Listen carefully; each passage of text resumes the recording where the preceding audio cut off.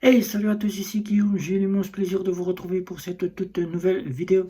Et avant de commencer, je tiens à vous signaler que vous pouvez cliquer sous l'onglet Magasin sous le titre de la vidéo. Si vous souhaitez contribuer, c'est pas une obligation, contribuer pour un petit t-shirt, une petite tasse ou bien un sweat à capuche pour montrer que vous êtes satisfait de mon travail et que je puisse voir et m'améliorer ainsi que vous proposer des meilleurs contenus.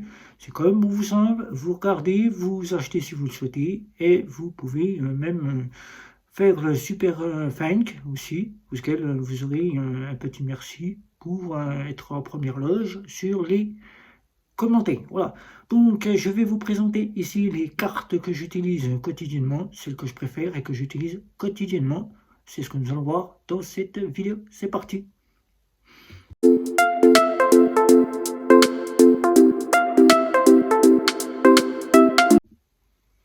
Il faut savoir que la chaîne a été créée en 2020, en février 2020, et depuis j'étais en compte principal dans une banque traditionnelle, une banque physique, qui a été depuis plus de 11 ans ma banque traditionnelle classique. À partir de 2021, j'ai dû clôturer le compte pour des questions où je sollicitais déjà à changer de banque pour les frais qui commençaient à augmenter de plus en plus et qui me conseillaient, me supprimaient des options pour le fait que je ne prenne pas toutes les options qu'ils souhaitaient me fournir.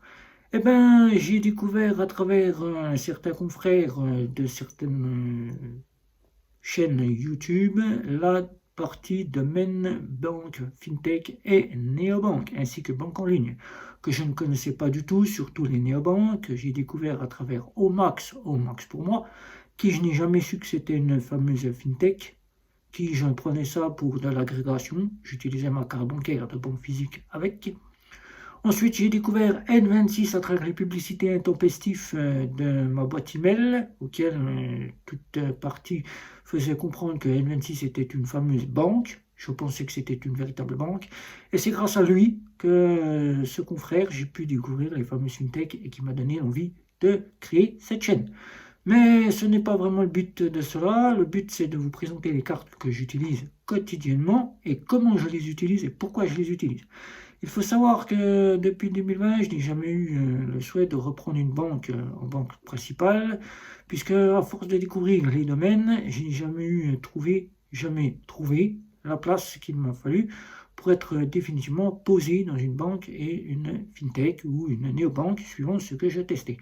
C'est en fin 2023 qu'après avoir pu constituer une bonne partie de la chaîne YouTube, avoir plus de 2000 abonnés, avoir on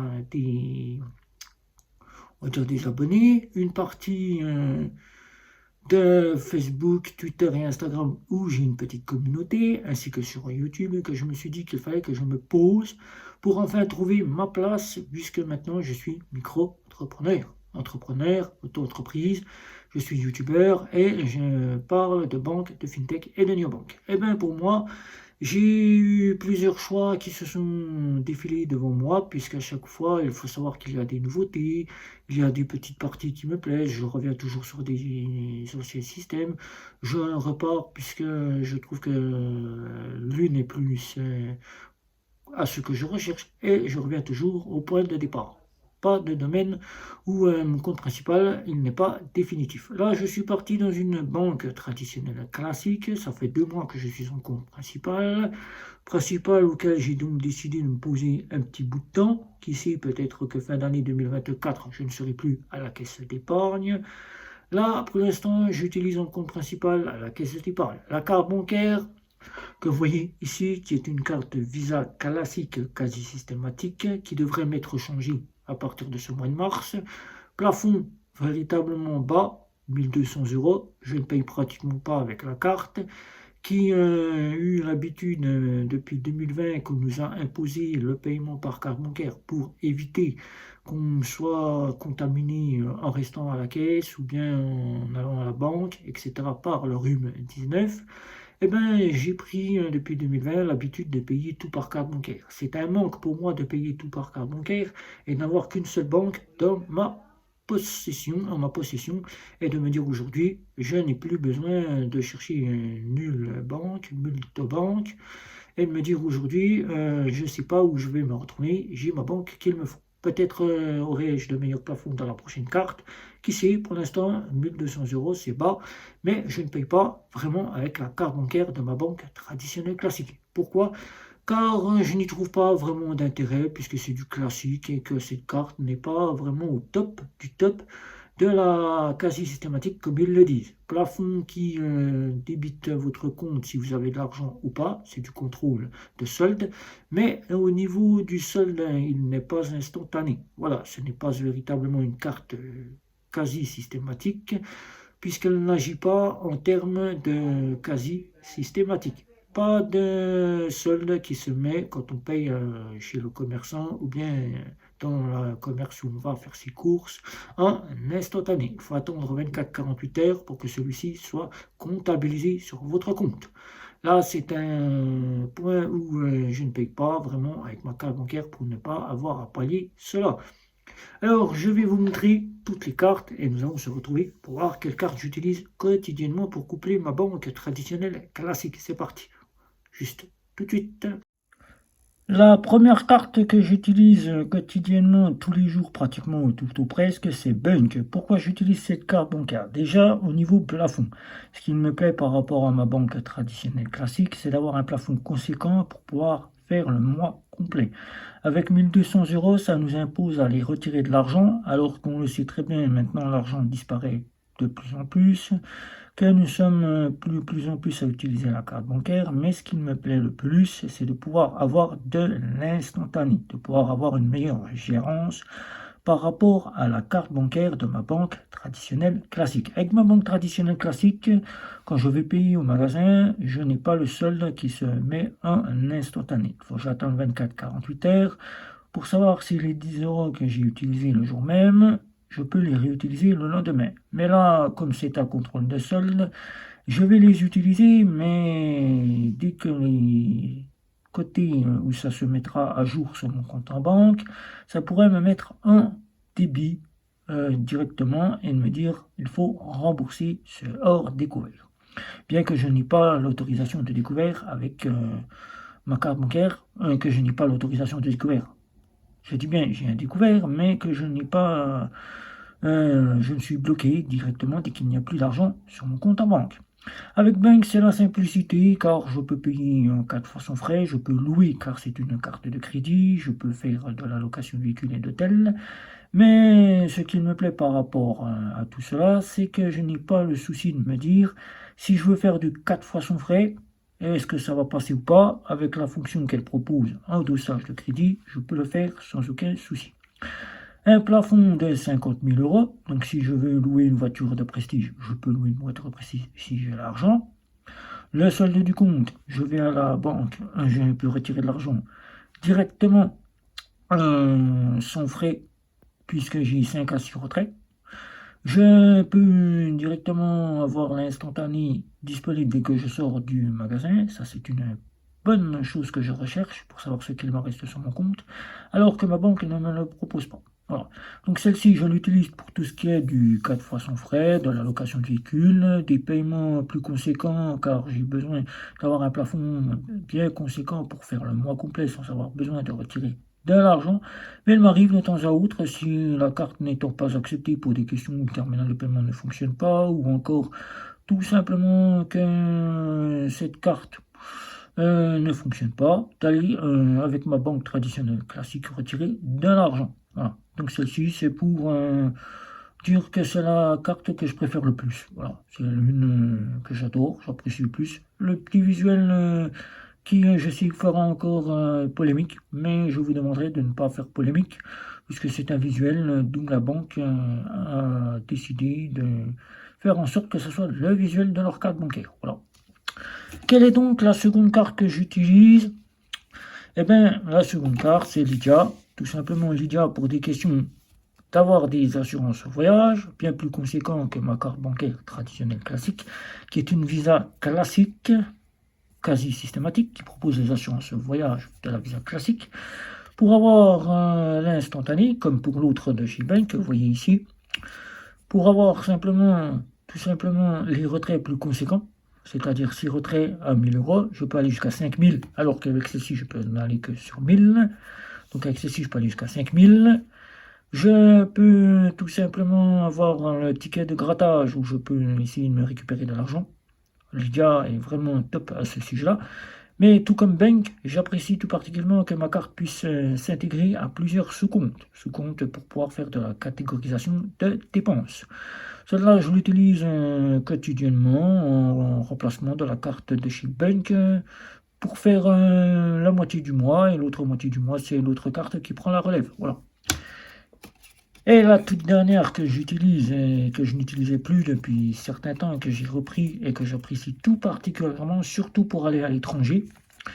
Surtout pour aller à l'étranger, c'est You, une néobanque qui n'est pas très connue, une Mastercard qui tout simplement est une fintech suisse, qui se dit être une néobanque suisse, qui vient de la société, une banque, la Poste Shop, l'équivalence de notre poste banque postale, et de la banque la Post Shop, là auquel vous pouvez retirer la carte bancaire chez eux.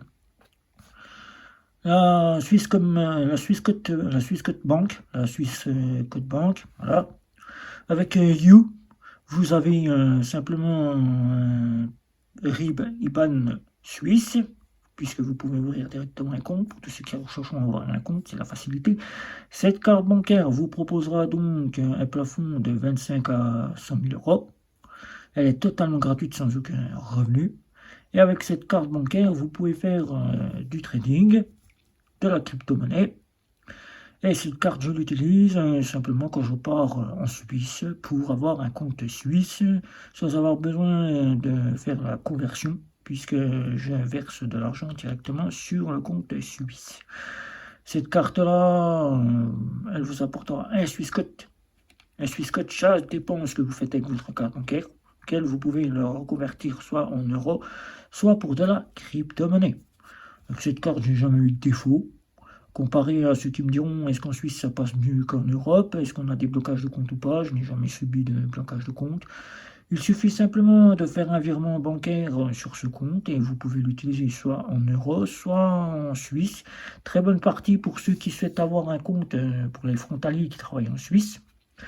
Ça peut être une solution de pouvoir se faire verser de l'argent grâce à un IBAN suisse qui sera directement reversé en euros ou en francs suisses, comme sera fait en sorte par votre employeur le versement. Et avec cette carte-là, eh ben, c'est une bonne solution pour celui qui souhaite bien mettre son argent, mais je tiens à préciser que You étant une néobanque n'étant pas une banque, comme certains pourront le dire sur certains réseaux, You n'est pas une banque pour y mettre placer son argent en cas où il viendrait à y avoir un crash boursier. Ils sont réglementés par l'équivalence de la Banque centrale européenne, qui est la Banque centrale suisse, qui propose à peu près les mêmes lois que nous en Europe et qui le dit bien ouvertement, toute somme déposée sur le compte devra être justifiée en cas où les fonds ne nous parviendraient comme étant des fonds auxquels nous ne reconnaîtrons pas la provenance. Donc c'est pas une véritable banque pour y mettre ces fonds en cas de faillite de votre banque ou en cas de blocage ou en cas tout simplement de crise boursière. Voilà. Donc ce sont les cartes là que j'utilise le plus dans la vie courante. Le plus, ce sont ces deux cartes-là qui m'accompagnent en Europe. Mais, comme vous pouvez voir ici, ma fameuse banque traditionnelle ici, c'est bien pour y mettre simplement ici, ma fameuse banque traditionnelle ici, c'est bien tout simplement pour y mettre mes revenus, pour y mettre mes prélèvements. Mon banquier, pour l'instant, ne me dit rien sur ce sujet-là que je fais des versements sur ces cartes là-bas. Ah donc ici, il n'y a pas vraiment de problème. Tant que je peux y faire des virements, que ça ne cause pas de soucis, j'utilise les trois là. Voilà. Donc vous savez à peu près tout. Voilà mes cartes. Je vous les représente encore une fois. Et on se retrouve pour la fin de la vidéo. En termes de ça, pour les personnes qui me demandent assez souvent s'ils peuvent utiliser leur compte en banque sans avoir besoin d'utiliser leur carte bancaire, sachez que les banques traditionnelles classiques vous fournissent une carte bancaire, vous êtes libre au choix de l'utiliser ou de ne l'utiliser, mais que si vous ne l'utilisez pas, ils peuvent vous facturer la non-utilisation de votre carte bancaire. Alors, faites au moins un petit paiement, voire quelques retraits avec votre carte bancaire, qu'ils voient que les mouvements se font à travers votre carte bancaire. Pour le reste, les banques ne cherchent pas vraiment à vous soucier à vous causer des petits soucis à ce niveau-là, si vous faites des virements. Mais pour l'instant, vous pouvez utiliser toutes sortes de cartes bancaires qui vous conviendra en complément de votre compte en banque. Ça ne causera aucun souci. Moi, j'ai utilisé les cartes que je vous ai présentées ici. Pour moi, c'est simple. Vu que je n'ai pas les plafonds nécessaires de ma carte bancaire et que je trouve maintenant presque, tout ou presque, les banques traditionnelles qui devraient véritablement se mettre à la page et proposer réellement des véritables cartes à autorisation systématique, qui pour l'instant ne sont que simplement des contrôles de solde, qui ne sont pas des véritables cartes à contrôle de solde, voilà, qui sont simplement là pour vérifier que vous avez bien de l'argent, mais qui au niveau de votre solde de compte devraient véritablement se mettre à jour instantanément dès chaque paiement. Ça ne se le fait pas. Vous êtes encore au jour le jour, et le jour le jour, on le voit très bien, ça ne sera pas prêt encore pour les banques traditionnelles classiques physiques de disparaître. Alors voilà, vous avez vu les cartes que je prends en charge chaque mois. Donc là, alors où je vous fais cette vidéo, c'est Bunk et Lega qui sont les plus utilisés en France. Et qui, au cas où l'une et l'autre ne fonctionnerait pas, j'utilise encore ma bonne vieille carte de banque traditionnelle classique pour y retirer de l'argent et faire un ou deux paiements pour faire plaisir à la banque. Mais sinon, tout le reste passe par mes cartes de banque néo-bancaires. Voilà. Donc si vous avez des questions, n'hésitez pas. Un petit like, un petit abonnement, les réseaux sociaux. C'était Guillaume. Ciao, ciao, ciao.